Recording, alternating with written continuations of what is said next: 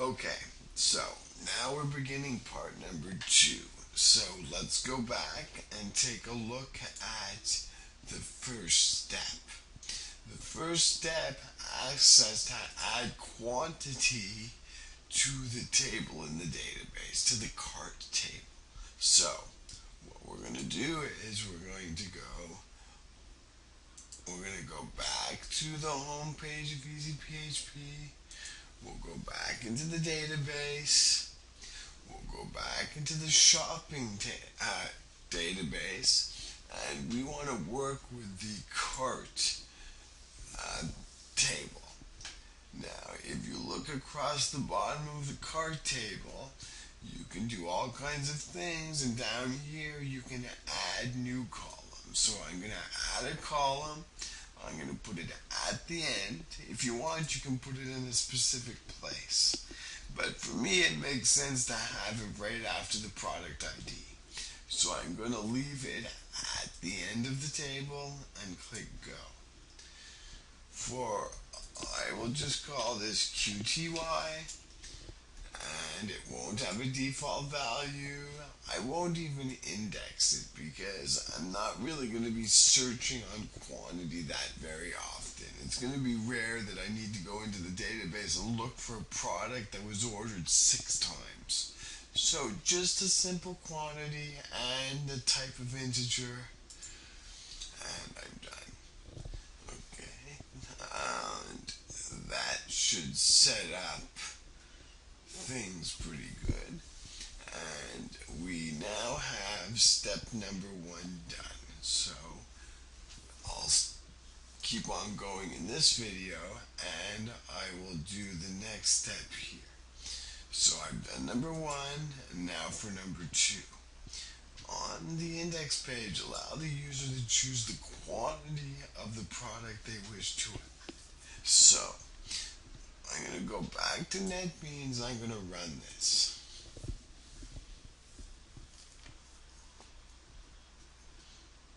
You'll see that right now the user has no ability to add the quantity before they add. So right between the product price and the add button, we'd like to allow them to add a quantity. The most appropriate way to do that is by using a drop-down menu. Now, we could do it ourselves, but I'm going to let Smarty help us out. So what I'm going to do here is I'm going to go back to the index page. Now for Smarty, the only thing I'm sending so far is the rows. Because let's take a look at the Smarty template for the index page. I'm just going to close this down. We have the top of the table, then we have the guts of the table, and it's really all based on this one Smarty variable table rows. What we want to do now is stick in a drop-down menu. Now, a drop-down menu or a select element involves a whole bunch of options.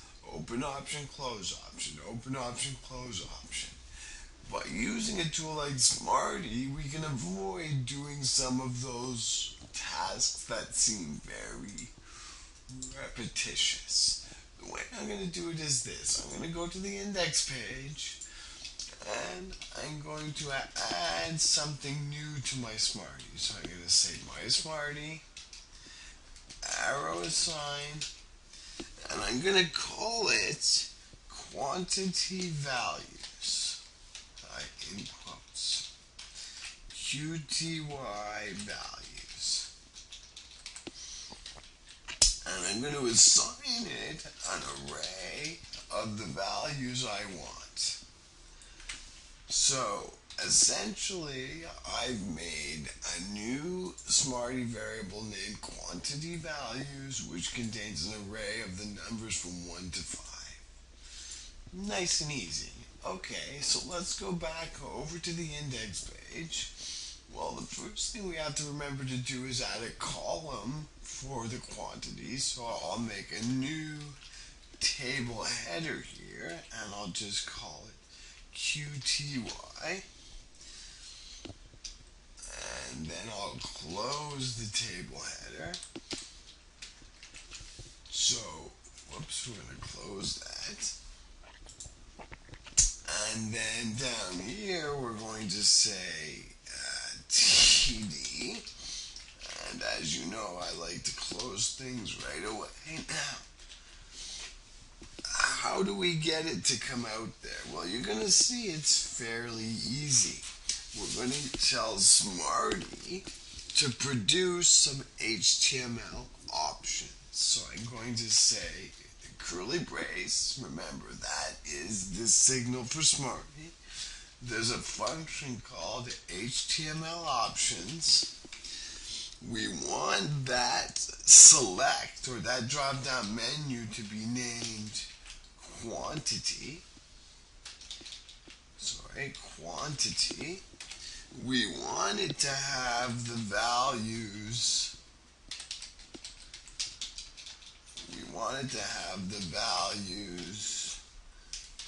QTY values. Those are the values that you don't see. And the output is the values that you do see. So the output is going to be equal to the QTY values as well. So in other words, this little chunk of Smarty will make a drop down or a select, which will be named QTY. You'll see the output values as 1, 2, 3, 4, 5, and the corresponding values that get sent to as part of the request will be 1, 2, 3, 4, 5. So what I'm going to do now is simply run this. And you'll see that we have menus of 1, 2, 3, 4, 5 all the way in each place. And just to show you, if I view the source, all I wrote was that little bit of Smarty, and Smarty produced this nice select and option setup for me. And notice the values and the outputs are the same. With Smarty, they don't have to be. For example, I could put the complete province names here and province abbreviations. But we'll get to that in a later video. So let's go back and look at where we've gotten. So I've added the quantity and I've allowed the user to choose it. Okay, that's the end of the second part.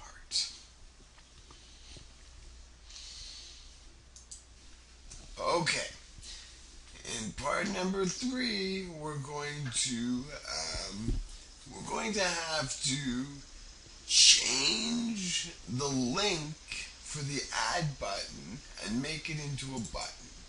As well, we're going to have to add a hidden field, and since we have a button and we have some fields, we're going to need a form. Let's just go to the web page and take a look at why that's the case. So I'm going to close some of this up. This add link is an independent link. It doesn't know anything about this particular element. If we want this add to incorporate this link, this drop-down menu, we're going to have to make a form. And usually a form is triggered by a button. So just to recap, we're going to make a form that surrounds each of these rows. The form is going to contain the quantity element, the add button, plus a hidden field, as you're going to see in a moment.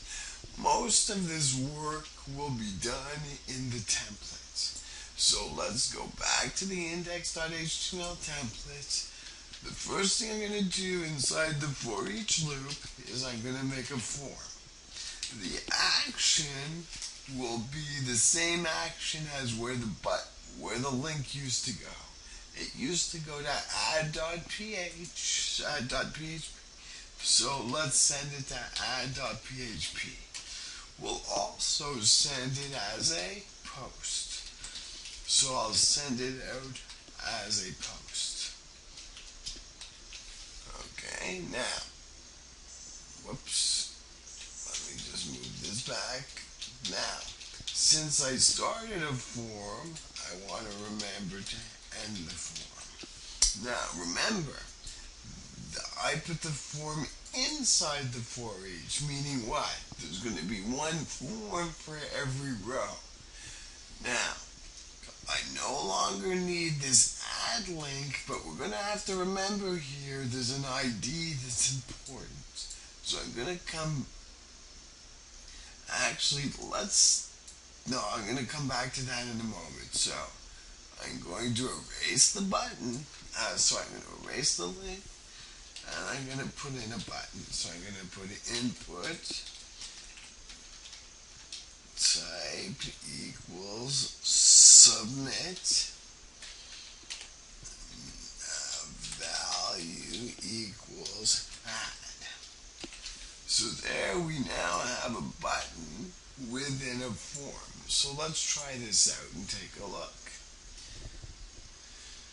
So now, whoops, you'll see I made a little error there because I put the quote on the wrong side. So let's put the quote there and let's run that again. And you'll see that we have an add button and we have a quantity. Now, where does this add button go? Well, as we know, it goes to add.php. So let's go take a look at add.php and do something that I always like to do. Let's ignore what the script's doing and let's just do our normal print. And we'll print out the post array. So I'm going to print out the post array and I'm going to exit. This will allow us to verify if things are working okay. So if I click on add here, the post array says quantity 1. If I go down here and say 4, the post array says quantity 4. Seems to make sense, although there's one key piece of information that's missing. The add script has to be able to add the product into the database. But right now, if I put 3 here, the only thing I'm telling the add script is the quantity. I'm not telling the add script which product was chosen. So that's why, if you remember back in step number 3, I mentioned you also need a hidden field. That hidden field is going to help us keep track of the product we need.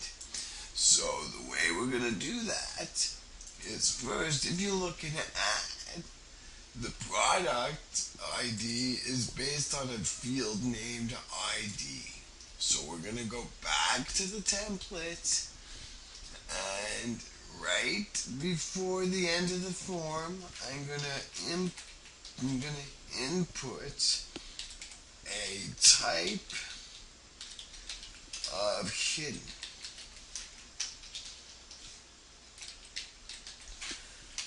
The name will be ID. The value will be what? Well, the value depends on which row I'm on. So if I look at something like this, my row variable from Smarty knows the row, and knows the name, the description, and it also knows the ID. How can I verify that? Well, if we go back to index, you'll see that for each row we have an ID, a name, a description, and a price. So I'm saying back to index, on this particular row, I want to spit out the ID of this row. So let's take a look at that. Okay, so now if I say I want one of these and click add, you'll see I have a quantity of 1 and an ID of 1. If I say I want 4 of these and click add, we have a quantity of 4 and the ID of 3. So, if we go back to our list, we have now made sure that, well, first of all, we changed the add link to an add button, and we added a hidden field, so everything seems to work out okay. Before I end this video, I'm just going to go back and clean up a little bit. For the add script, I'm just going to take away this, and I'm going to end that video right there, and we'll start the next part coming right